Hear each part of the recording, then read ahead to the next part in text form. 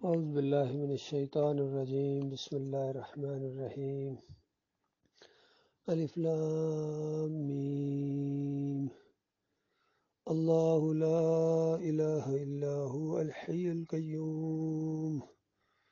نزل علیک الکتاب بالحق مصدقا لما بین یدیہ وانزل التوراۃ والانجیل من قبل هدى للناس وأنزل الفرقان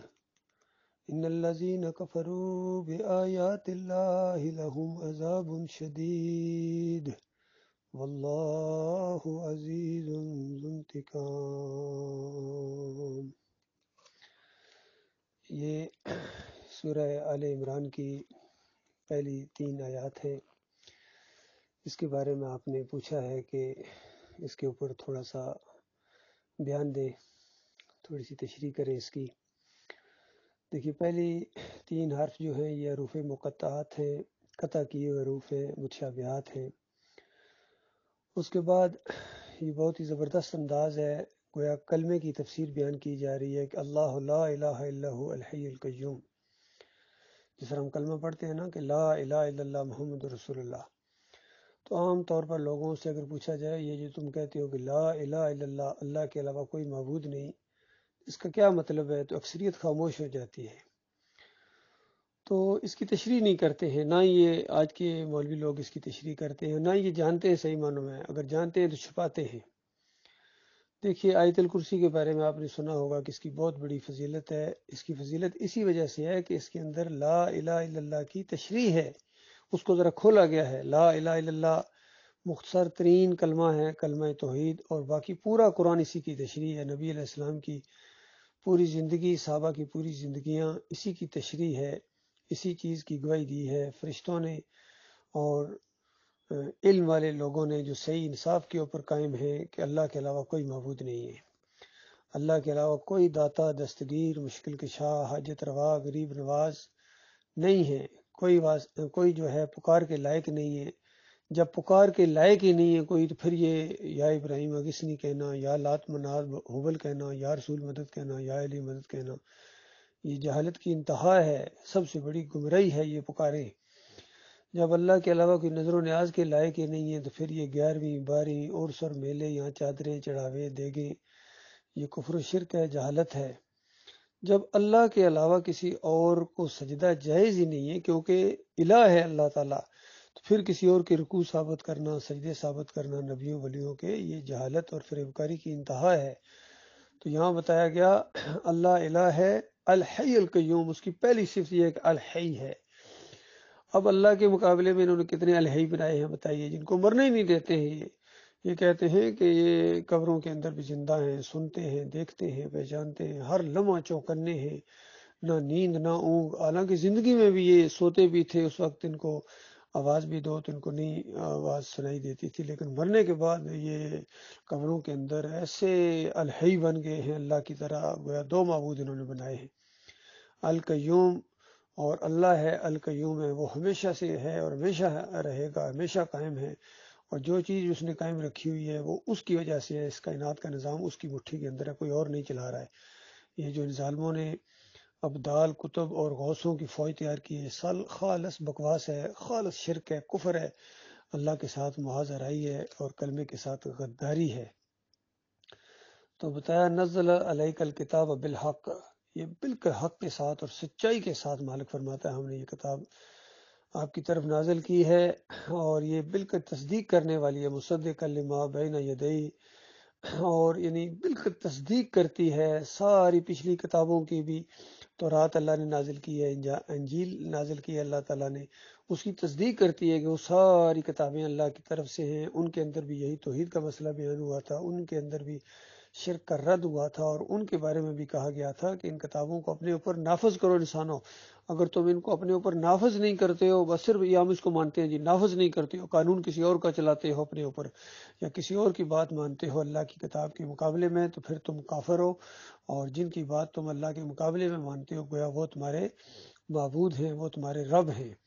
تو اس طریقے سے بتایا گیا کہ اس سے پہلے بھی یہ ہوتا رہا، آج کوئی یہ نئی پہلی دفعہ کتاب نہیں نازل کی گئی ہے، اس سے پہلے بھی من قبل ہدی للناس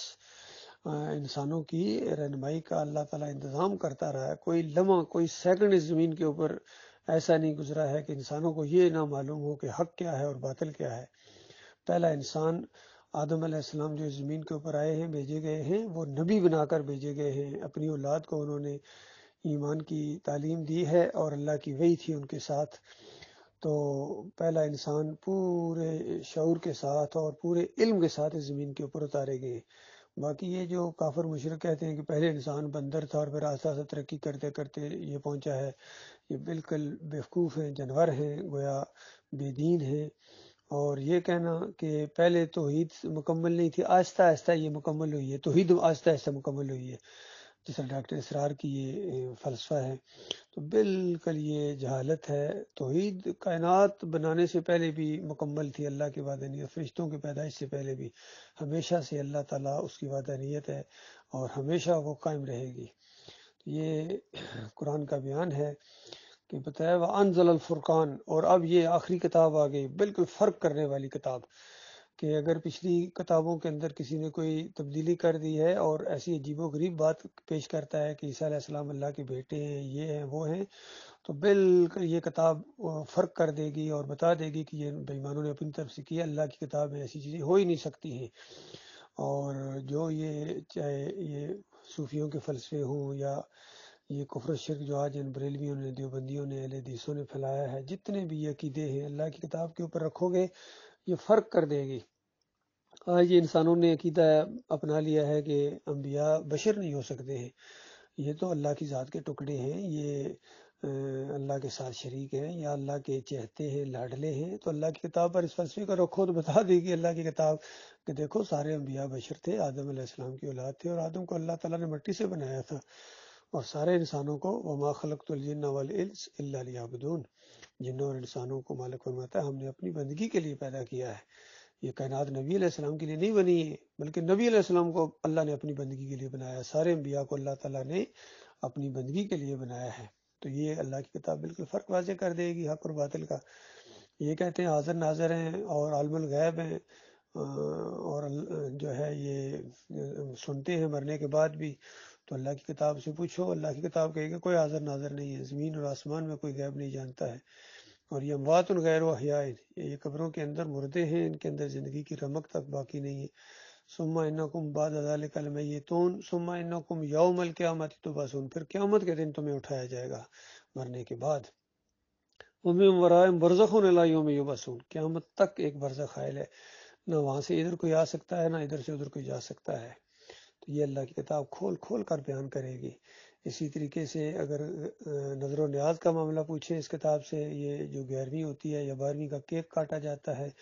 یا 10 محرم کی جو سبیلیں لگتی ہیں، حلیم کوٹے جاتے ہیں، یا مزاروں کے اوپر چادریں، بکرے، چھترے، مرغیاں، اور یہ درباروں کے اوپر حلوے جو چلاتے ہیں، تو اللہ کی کتاب سے پوچھو، اللہ کی کتاب اس کو بالکل ایک ہی ترتیب کے ساتھ 4 جگہ قرآن میں آیا، انما حرم علیکم المیتۃ والدم ولحم الخنزیر وما اہل بہ لغیر اللہ، یہ مردار حرام ہے، یہ خون حرام ہے، خنزیر کا گوشت حرام ہے، اور ہر وہ چیز جو اللہ کے علاوہ کسی اور کی طرف منسوب کر دی جائے،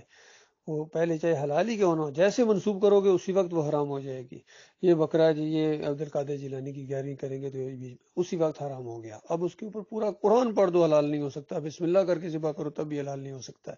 کیونکہ وہ غیر اللہ کی طرف منسوب ہو گیا۔ اصل میں یہ مولوی بہت بڑا دھوکہ دیتے ہیں کہ یہ نبی صلی اللہ علیہ وسلم غیر اللہ، یعنی غیر اللہ، غیر ہے، غیر، غیر کا لفظ ہے، بھائی غیر اللہ کا مطلب ہے اللہ کے علاوہ، یعنی نبی علیہ السلام اللہ کے علاوہ ہی تو ہیں، یا تو کہو پھر اللہ ہے،